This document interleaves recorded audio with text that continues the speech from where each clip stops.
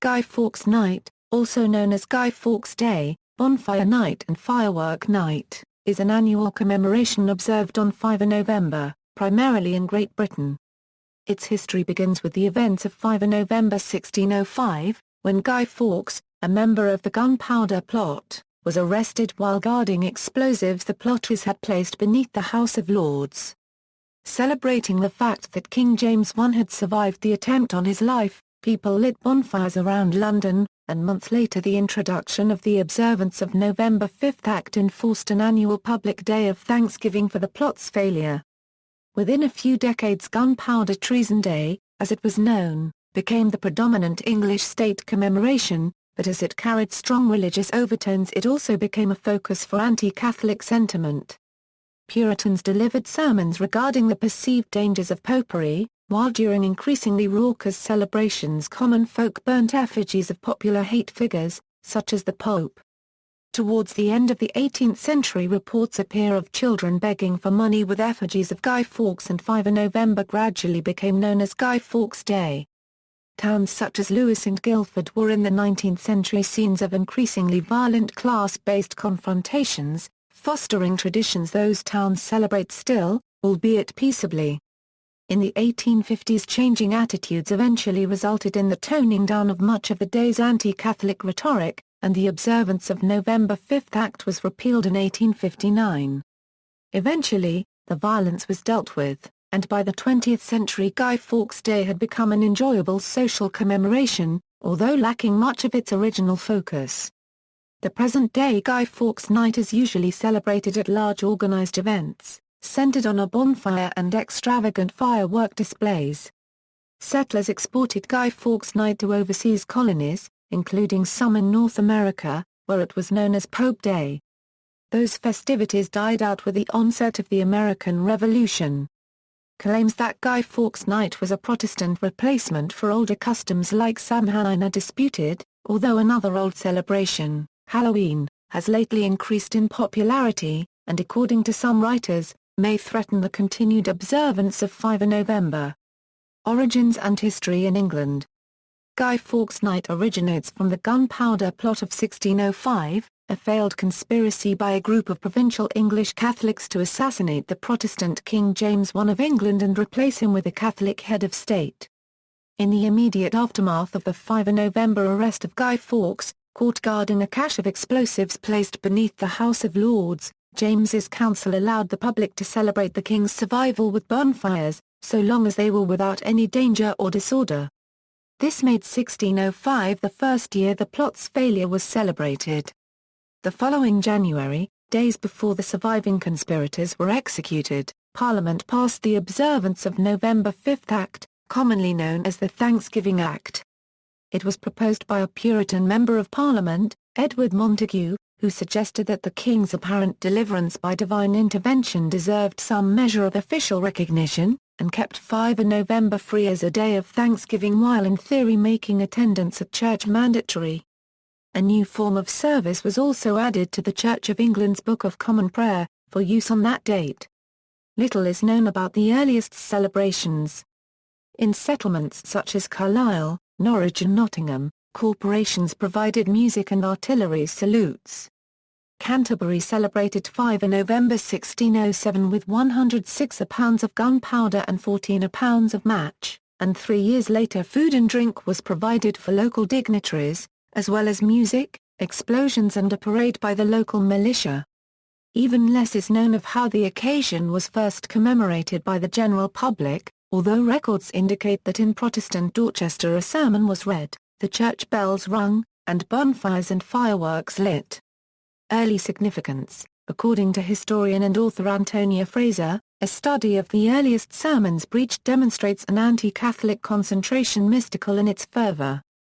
Delivering one of 5 November sermons printed in a map of Rome in 1612, Thomas Taylor spoke of the generality of his, a papist's, cruelty, which had been almost without bounds.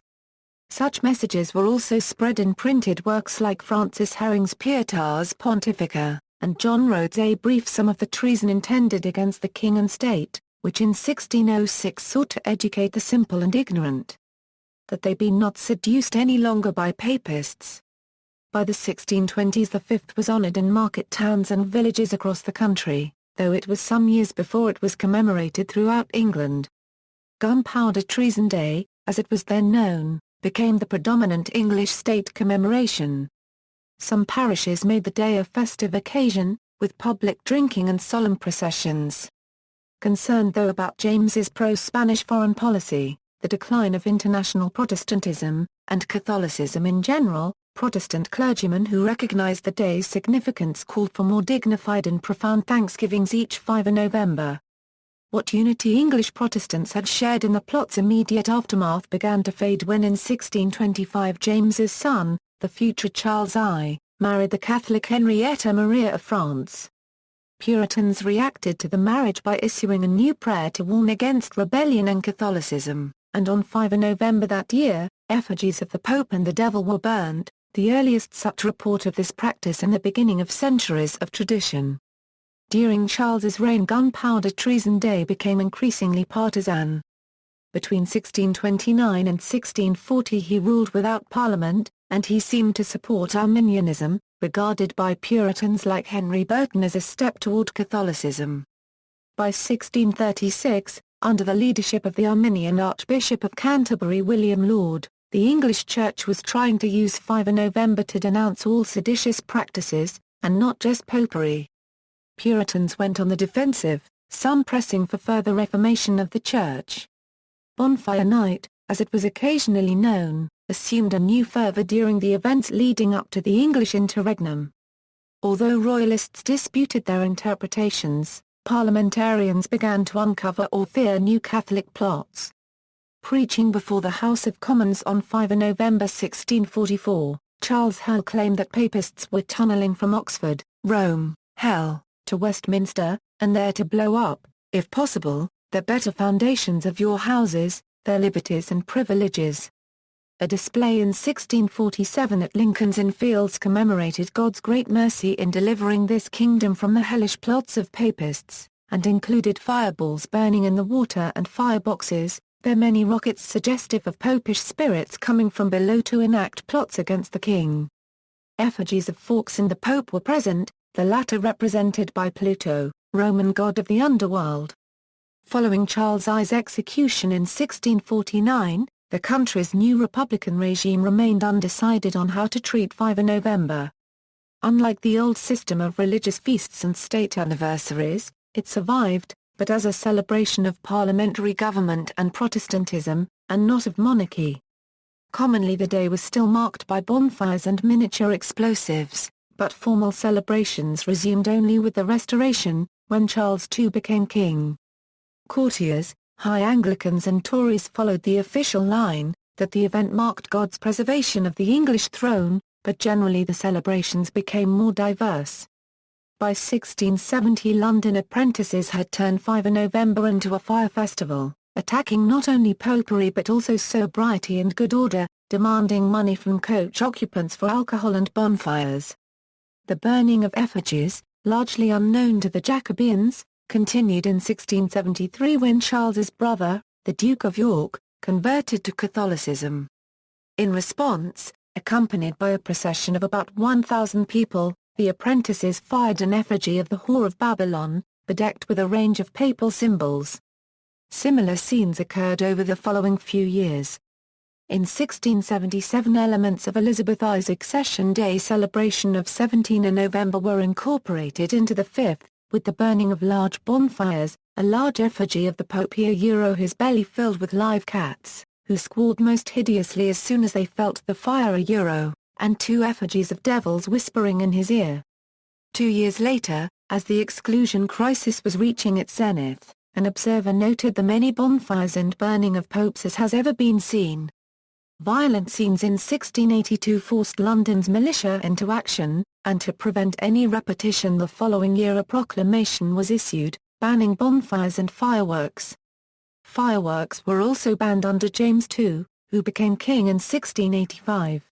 Attempts by the government to tone down Gunpowder Treason Day celebrations were, however, largely unsuccessful, and some reacted to a ban on bonfires in London by placing candles in their windows, as a witness against Catholicism.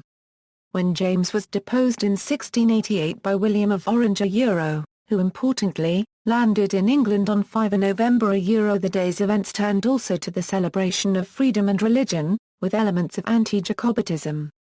While the earlier ban on bonfires was politically motivated, a ban on fireworks was maintained for safety reasons, much mischief having been done by squips. Guy Fawkes Day. William's birthday fell on 4 November, and for Orthodox Whigs the 2 days therefore became an important double anniversary. William ordered that the Thanksgiving service for 5 November be amended to include thanks for his happy arrival, and the deliverance of our church and nation. In the 1690s he re-established Protestant rule in Ireland, and the 5th, occasionally marked by the ringing of church bells and civic dinners, was consequently eclipsed by his birthday commemorations. From the 19th century, 5 November celebrations there became sectarian in nature. Its celebration in Northern Ireland remains controversial, unlike in Scotland, where bonfires continue to be lit in various Caledonian cities. In England though, as one of 49 official holidays, for the ruling class 5 November became overshadowed by events such as the birthdays of Admiral Edward Vernon, or John Wilkes, and under George II and George III, with the exception of the Jacobite Rising of 1745. It was largely a polite entertainment rather than an occasion for vitriolic thanksgiving. For the lower classes, however, the anniversary was a chance to pit disorder against order, a pretext for violence and uncontrolled revelry. At some point, for reasons that are unclear, it became customary to burn Guy Fawkes in effigy, rather than the Pope. Gradually, Gunpowder Treason Day became Guy Fawkes Day. In 1790 the Times reported instances of children begging for money for Guy Fawkes, and a report of 4 November 1802 described how a set of idle fellows with some horrid figure dressed up as a Guy Fawkes were convicted of begging and receiving money, and committed to prison as idle and disorderly persons. The 5th became a polysemous occasion, replete with polyvalent cross-referencing, meaning all things to all men. Lower-class rioting continued, with reports in Lewes of annual rioting, intimidation of respectable householders, and a rolling through the streets of lit tar barrels. In Guildford, gangs of revellers who called themselves Guys terrorized the local population. Proceedings were concerned more with the settling of old arguments and general mayhem, than any historical reminiscences.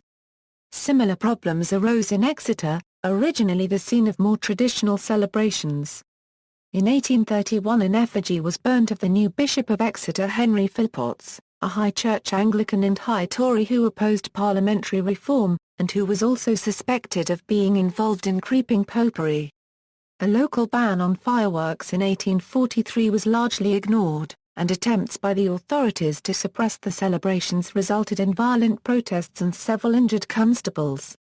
On several occasions during the 19th century the Times reported that the tradition was in decline, being of late years almost forgotten, but in the opinion of historian David Cressy, such reports reflected other Victorian trends, including a lessening of Protestant religious zeal not general observance of the 5th.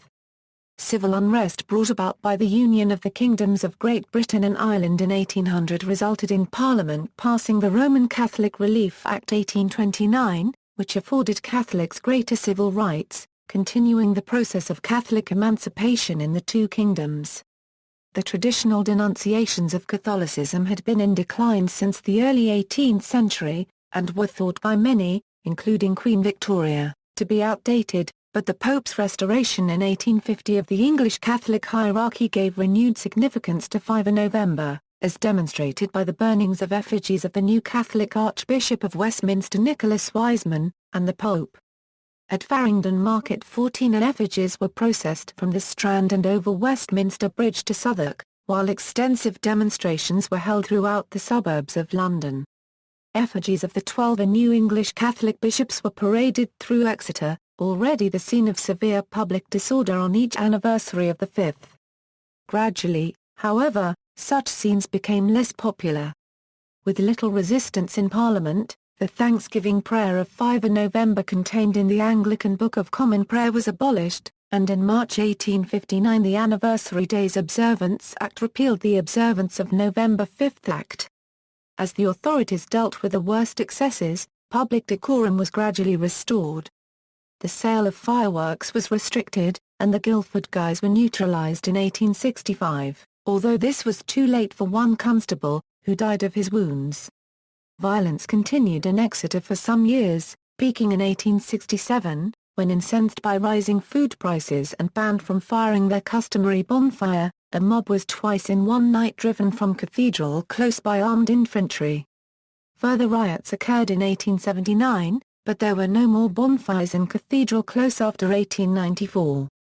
Elsewhere, sporadic instances of public disorder persisted late into the 20th century, accompanied by large numbers of firework-related accidents, but a national firework code and improved public safety has in most cases brought an end to such things. Songs, Guys in Decline. One notable aspect of the Victorians' commemoration of Guy Fawkes Night was its move away from the centres of communities, to their margins. Gathering wood for the bonfire increasingly became the province of working-class children, who solicited combustible materials, money, food and drink from wealthier neighbours, often with the aid of songs. Most opened with the familiar Remember, Remember, the 5th of November, Gunpowder Treason and Plot. The earliest recorded rhyme, from 1742, is reproduced below alongside one bearing similarities to most Guy Fawkes Night ditties, recorded in 1903 at Charlton-on-Otmere. Organised entertainments also became popular in the late 19th century, and 20th century pyrotechnic manufacturers renamed Guy Fawkes Day as Firework Night. Sales of fireworks dwindled somewhat during the First World War, but resumed in the following peace. At the start of the Second World War, celebrations were again suspended, resuming in November 1945. For many families, Guy Fawkes Night became a domestic celebration, and children often congregated on street corners, accompanied by their own effigy of Guy Fawkes. This was sometimes ornately dressed and sometimes a barely recognizable bundle of rags stuffed with whatever filling was suitable. A survey found that in 1981 about 23% of Sheffield schoolchildren made guys, sometimes weeks before the event. Collecting money was a popular reason for their creation, the children taking their effigy from door to door, or displaying it on street corners. But mainly, they were built to go on the bonfire, itself sometimes comprising wood stolen from other pyres. An acceptable convention that helped bolster another November tradition, Mischief Night. Rival gangs competed to see who could build the largest, sometimes even burning the wood collected by their opponents. In 1954 the Yorkshire Post reported on fires late in September, a situation that forced the authorities to remove latent piles of wood for safety reasons. Lately, however, the custom of begging for a penny for the guy has almost completely disappeared. In contrast, some older customs still survive. In Ottery St Mary men chase each other through the streets with lit tar barrels, and since 1679 Lewes has been the setting of some of England's most extravagant 5 November celebrations, the Lewes Bonfire. Generally, modern 5 November celebrations are run by local charities and other organisations, with paid admission and controlled access. Author Martin Kettle, writing in The Guardian in 2003, bemoaned an occasionally nannyish attitude to fireworks that discourages people from holding firework displays in their back gardens, and an unduly sensitive attitude toward the anti-Catholic sentiment once so prominent on Guy Fawkes Night. David Cressy summarized the modern celebration with these words: "The rockets go higher and burn with more color, but they have less and less to do with memories of the 5th of November. It might be observed that Guy Fawkes Day is finally declining, having lost its connection with politics and religion. But we have heard that many times before." Similarities with other customs. Historians have often suggested that Guy Fawkes Day served as a Protestant replacement for the ancient Celtic and Nordic festivals of Samhain, pagan events that the Church absorbed and transformed into All Hallows Eve and All Souls Day. In The Golden Bough, the Scottish anthropologist James George Fraser suggested that Guy Fawkes Day exemplifies the recrudescence of old customs in modern shapes. David Underdown, writing in his 1987 work Revel, Riot, and Rebellion, viewed Gunpowder Treason Day as a replacement for Halloween, Just as the early church had taken over many of the pagan feasts, so did Protestants acquire their own rituals, adapting older forms or providing substitutes for them. While the use of bonfires to mark the occasion was most likely taken from the ancient practice of lighting celebratory bonfires, the idea that the commemoration of 5 November 1605 ever originated from anything other than the safety of James I is, according to David Cressy, speculative nonsense. Citing Cressy's work, Ronald Hutton agrees with his conclusion, writing, "There is, in brief, nothing to link the Halloween fires of North Wales, Man, and central Scotland with those which appeared in England upon 5 November. Further confusion arises in Northern Ireland, where some communities celebrate Guy Fawkes Night. The distinction there between the 5th, and Halloween, is not always clear." Despite such disagreements, in 2005 David Carradine commented on the encroachment into British culture of late 20th century American Halloween celebrations, and their effect on Guy Fawkes Night. Nowadays, family bonfire gatherings are much less popular, and many once large civic celebrations have been given up because of increasingly intrusive health and safety regulations.